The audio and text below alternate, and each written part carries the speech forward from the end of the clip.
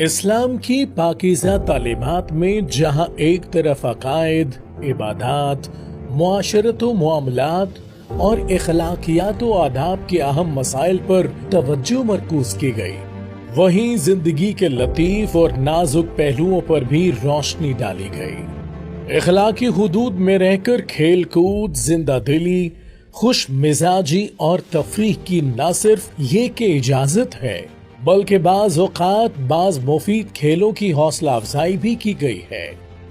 کھیلوں کو تفریحی سرگرمیوں میں اہم مقام حاصل ہے۔ رسول اللہ صلی اللہ علیہ وآلہ وسلم نے بہت سے کھیلوں کی حوصلہ افزائی فرمائی، جبکہ کئی ایسے بھی کھیل تھے جن کو آپ صلی اللہ علیہ وآلہ وسلم نے ممنوع فرمایا۔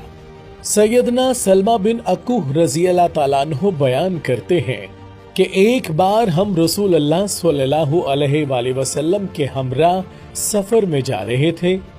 قافلے میں ایک ایسا انصاری شخص بھی تھا جو بہت تیز دوڑتا تھا، اور وہ اپنے ساتھیوں کو کہہ رہا تھا کہ کوئی مجھ سے مدینہ تک دوڑ لگائے گا۔ وہ دوڑ لگانے والوں کو پکار رہا تھا۔ میں نے اس شخص کو کہا کہ تجھے کسی معزز شخص کا احترام نہیں ہے اور تو کسی کا خیال نہیں کرتا؟ مطلب یہ کہ سرعام ہر ایک کو چیلنج کیے جا رہا تھا مقابلے کے لیے۔ وہ آدمی کہنے لگا کہ مجھے اللہ کے رسول صلی اللہ علیہ وآلہ وسلم کے علاوہ کسی کا خیال نہیں ہے۔ سیدنا سلمہ بن اکوہ رضی اللہ تعالیٰ عنہ کہتے ہیں، تب میں نے رسول اللہ صلی اللہ علیہ وآلہ وسلم سے اجازت طلب کی اور عرض کیا، میرے ماں باپ آپ پر قربان، اگر آپ مناسب سمجھیں تو مجھے اس شخص سے دوڑ لگانے کی اجازت دے دیں۔ آپ صلی اللہ علیہ وآلہ وسلم نے فرمایا، تمہاری مرضی۔ سیدنا سلمہ رضی اللہ تعالیٰ عنہ کہتے ہیں کہ پھر میں نے اس کے ساتھ مدینہ تک دوڑ لگائی اور جیت گیا۔ اسی طرح رسول اللہ صلی اللہ علیہ وآلہ وسلم نے اپنی اہلیہ کے ساتھ دوڑ لگائی، لیکن اس کے لیے آپ صلی اللہ علیہ وآلہ وسلم نے خالی جگہ کا انتخاب فرمایا، بلکہ باقی قافلے کو آگے بڑھ جانے کا حکم دیا اور باضابطہ سیدہ عائشہ رضی اللہ تعالیٰ عنہا سے دوڑ کی مسابقت فرمائی۔ گھڑ سواری کا کھیل بھی اسلام کا پسندیدہ کھیل ہے۔ اس سے جسم کی پوری ورزش کے ساتھ انسان میں مہارت، ہمت و جرت اور بلند حوصلہ جیسی اعلیٰ صفات پیدا ہوتی ہیں، اور سفر میں اور جہاد میں بھی خوب کام آتا ہے۔ قرآن و حدیث میں عام طور پر گھوڑے کا ذکر آیا ہے۔ سیدنا عبداللہ بن عمر رضی اللہ تعالیٰ عنہ کہتے ہیں کہ گھوڑے دو قسم کے ہوتے ہیں، ایک وہ جو تربیت یافتہ اور دوسرے جو غیر تیار شدہ۔ رسول اللہ صلی اللہ علیہ وآلہ وسلم دونوں قسم کے گھوڑوں کی دوڑ لگوایا کرتے تھے۔ جو تیار شدہ گھوڑے تھے ان کے لیے مقام حفیہ سے لے کر ثنیۃ الوداع تک کا علاقہ تھا، جو کہ 6 تا 7 میل بنتا ہے، جبکہ جو گھوڑے غیر تیار شدہ ہوتے ان کی دوڑ کا مقام ثنیۃ الوداع سے مسجد بنی زریق تک تھا، جو کہ 1 میل ہے۔ سیدنا انس بن مالک رضی اللہ تعالیٰ عنہ بیان کرتے ہیں کہ رسول صلی اللہ علیہ وآلہ وسلم کی ایک اونٹنی تھی جس کا نام الازبا تھا۔ کوئی دوسرا اونٹ یا اونٹنی اس کے آگے نہیں بڑھ پاتی تھی۔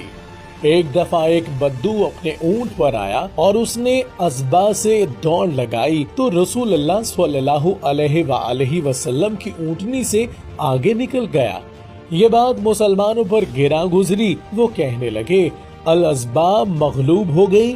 جب رسول اللہ صلی اللہ علیہ وآلہ وسلم نے یہ سنا تو فرمایا، یقیناً اللہ حق ہے کہ وہ دنیا میں کسی چیز کو بلند کرتا ہے مگر اسے نیچے بھی کرتا ہے۔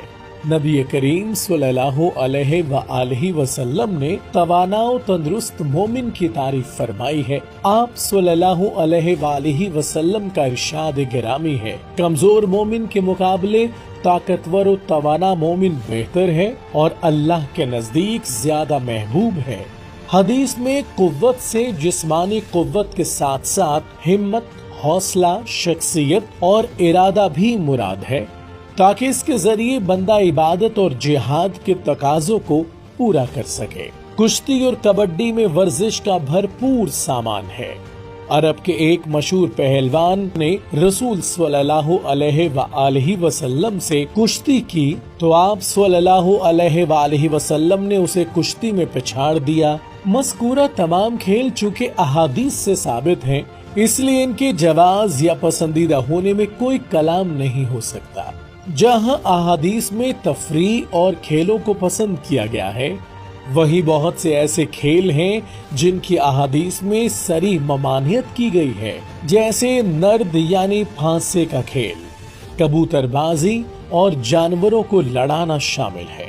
کچھ علماء شطرنج کو حرام قرار دیتے ہیں، لیکن اکثر کا اس متعلق اختلاف بھی ہے۔ امام مالک کی رائے یہ ہے کہ شطرنج حرام ہے۔ اسلام دین فطرت ہے، وہ نہ تو تفریح تباہ کے خلاف ہے اور نہ وہ جسمانی ورزش اور اس سے متعلق کھیل کود کی سرگرمیوں سے روکتا ہے، بلکہ اگر یہ تمام سرگرمیاں اسلامی تعلیمات اور شریعت کی حدود میں رہ کر کی جائیں تو اس کی اجازت دیتا اور حوصلہ افزائی کرتا ہے۔ ضرورت اس امر کی ہے کہ زندگی کے ہر موڑ پر اسلامی تعلیمات اور شریعت کے بنیادی مقاصد کو پیش نظر رکھا جائے۔